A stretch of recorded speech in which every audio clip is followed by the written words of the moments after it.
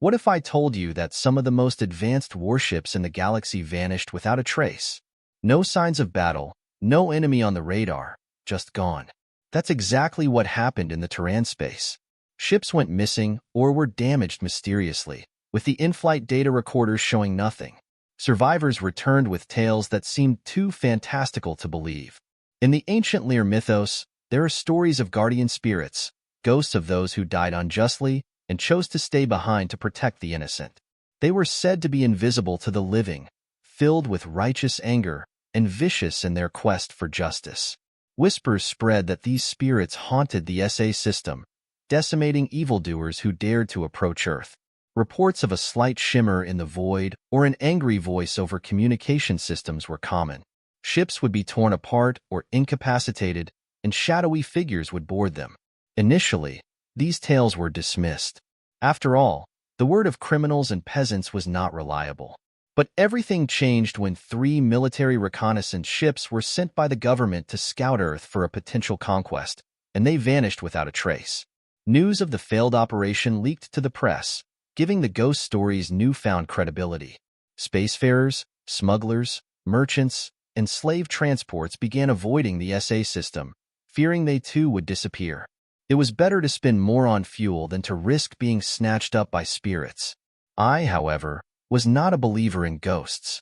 To me, religion was a hoax, and these tales were just exaggerated stories born from trauma and overactive imaginations. I theorized that the Terans had set up some kind of minefield in their system. I shared this with the other generals and suggested we proceed with the invasion, deploying drones ahead to activate any traps. They agreed and chose me to lead the mission. As we entered the SA system, our fleet spread out in an arc formation. I was on the command vessel at the rear, relaying orders to the skirmishers. We launched a flurry of drones, and sure enough, they triggered a series of explosions. No other vessels were in sight, confirming my suspicion about the mines. I ordered the fleet onward, confident that the path was clear. Yet, an eerie silence hung over us. Suddenly, communications with the frontline skirmishers were cut off. Our sensors detected an energy burst consistent with an electromagnetic pulse from nowhere. Plasma bolts struck our fighters from both flanks, disintegrating their hulls. Atmosphere vented from several crippled ships, yet we couldn't see our attackers. "Shoot them!" I barked at my weapons officer. "Shoot who, General?" "There's no hostiles on the targeting system," he replied. Panic bubbled in my chest. We had lost contact with most of our fleet in seconds, our advanced warships picked off by an invisible enemy. The only plausible explanation seemed supernatural. I turned to order a retreat, but a powerful blast jolted the command ship. The lights went out, and the artificial gravity failed as the computer diverted all power to shields. I floated off the ground and grabbed the desk to steady myself. Even at maximum defense, the shields barely held. This was the Empire's flagship, designed to withstand a nuclear hit. The only thing that could penetrate our defenses would be sustained antimatter torpedo fire, an expensive and rare weapon. Perhaps the spirits had no financial limitations and could summon state-of-the-art ghost ships. It was all starting to add up. Denial was no longer an option. The shields collapsed, and the latest antimatter volley hit the engine room. What would you do if the most sophisticated warship you've ever commanded was suddenly powerless and under attack by an unseen enemy? That's exactly what happened to me. Our attackers knew precisely where to aim, taking out central power and our warp drive, leaving us with no weapons, navigation, or communications. Only basic life support remained, powered by the emergency generator. With shields down, the generator also powered the lights and artificial gravity. As my feet slammed back onto the floor, I shouted for everyone to abandon ship. Our vessel was doomed, but we could still make it to the escape pods in the hangar and signal for help, or at least warn our command. Smoke filled the corridors as I dashed through winding passages and narrow stairwells. The evacuation route was poorly planned.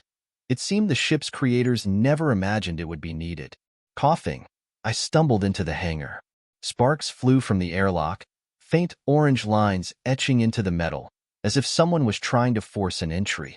The thought of who might be on the other side sent chills down my spine. I motioned for my men to follow, hoping we could escape before they breached the ship. But that hope vanished when the airlock fell inward. There was no breaching tunnel to keep the ship pressurized, yet we could still breathe. All I saw were stars and a strange shimmer, like reality itself had been altered. Figures clad in black stepped through the breach, materializing out of thin air and pointing their weapons at us. Terror nearly paralyzed me, but I managed to raise my arms, trembling. "We surrender. Please don't hurt us." I tried to shout, but it came out as a whimper. The last thing I remember was one of the shadowy figures pulling a bag over my head. Colonel Daniel Kelly observed through a one-way mirror as intelligence officers interrogated the captive alien general.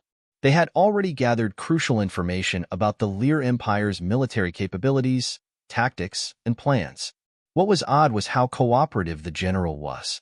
He pleaded with the interrogators not to curse his soul, promising to tell them everything.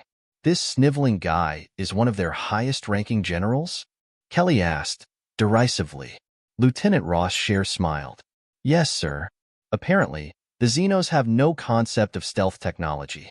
Our cloaked ships were invisible to them, so they think they were attacked by ghosts." "Seriously? In that case, we should send him back. If he tells his buddies about the ghosts, maybe they'll call off the invasion." The colonel tapped on the glass to signal the interrogators to exit. He entered the cell, eyeing the gray-skinned alien who cowered under his gaze. "It looks like today's your lucky day. We're going to send you home, but on one condition," Colonel Kelly said. The alien looked at him earnestly. "I'll do anything. We have a message for the Empire, and we want you to relay it. Tell them, in these exact words, stay the hell away from Earth.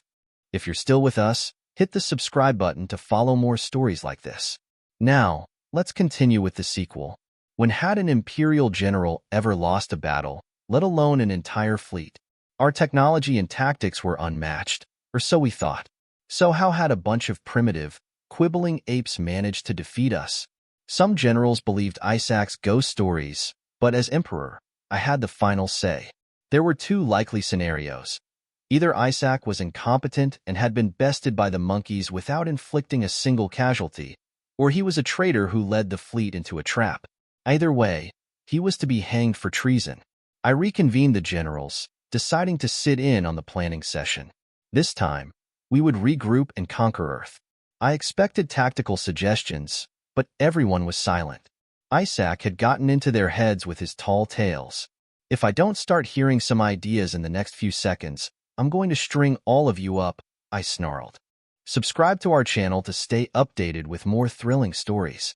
Have you ever wondered what happens when an invincible empire faces a mysterious, unseen enemy? General TM nervously cleared her throat. "My lord, what if we just invade a different planet? There are certainly other planets. I don't see why this one is so important." I glared at her. "It's not that Earth is important. It's the message we'd be sending to our other subjects by admitting defeat. The humans must be crushed and reminded of our superiority." "You're right, Your Highness," she replied. "What if we try talking to them, ask them to surrender? If we're as superior as you say, there's no need to waste any more resources on this." I drummed my fingers on the table, considering her proposal. "Indeed, we are the finest army in the galaxy. The humans will be cowering and begging for mercy at the mention of our might. Open communication lines. I'll speak to them myself." I glanced at the view screen as our technicians established communications with Teran Command. A gray-haired human in uniform appeared on the screen, his expression smug. This was no ethereal wraith. This was a real, corporeal being. "This is Colonel Kelly of the Teran Space Force. I take it you got our message?" A mischievous light danced in the man's eyes. "Thanks for the ships, by the way. They'll make great additions to our scrapyards." Outraged by his mocking tone, I sprang to my feet. "You wretched humans will pay dearly for what you have done. Surrender now, or face the full wrath of the Empire." Colonel Kelly sighed. "You guys really want round two? Well, don't say we didn't warn you." The human officer seemed more annoyed than concerned as he signaled to someone behind him. I struggled to rein in my anger. Never before had anyone been so dismissive of our forces. Such arrogance could not be tolerated. After we conquered their world, I would order that their major cities be razed. The Empire needed to make an example out of these Teran pests. You're bluffing. If you were really so confident, you would have struck back already, I responded. Colonel Kelly shrugged.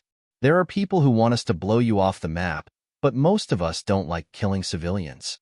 We just needed time to weigh the odds and decide on the best course of action. And what is that exactly?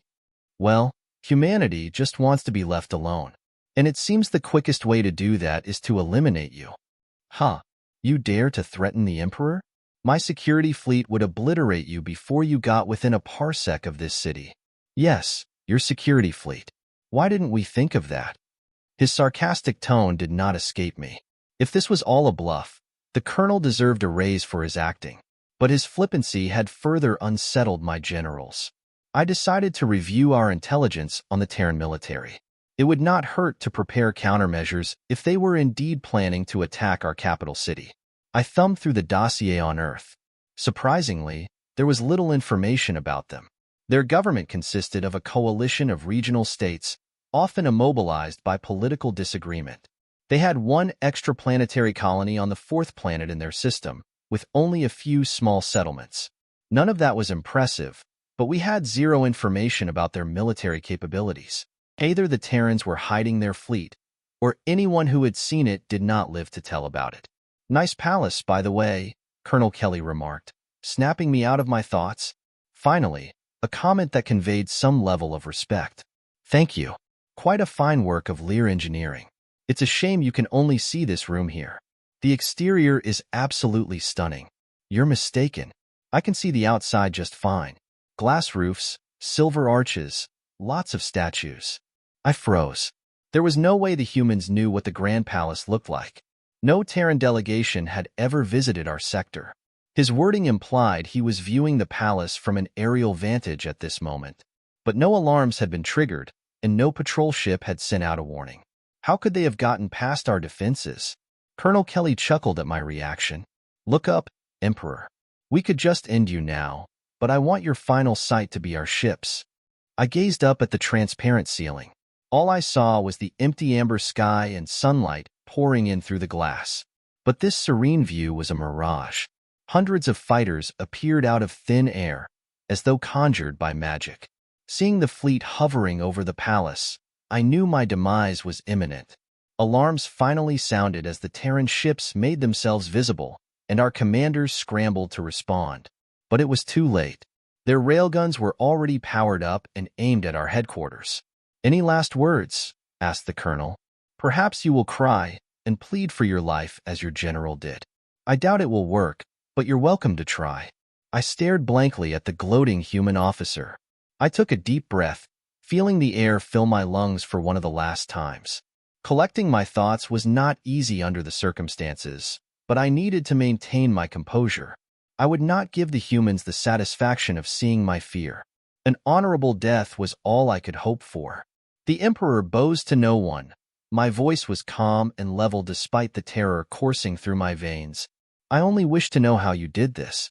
To understand those who bested us before I meet my end. Colonel Kelly's eyes darkened. Our secret? We are one with the shadows. Those were the last words I heard as a blinding flash washed away my existence. Don't forget to subscribe to our channel for more captivating stories.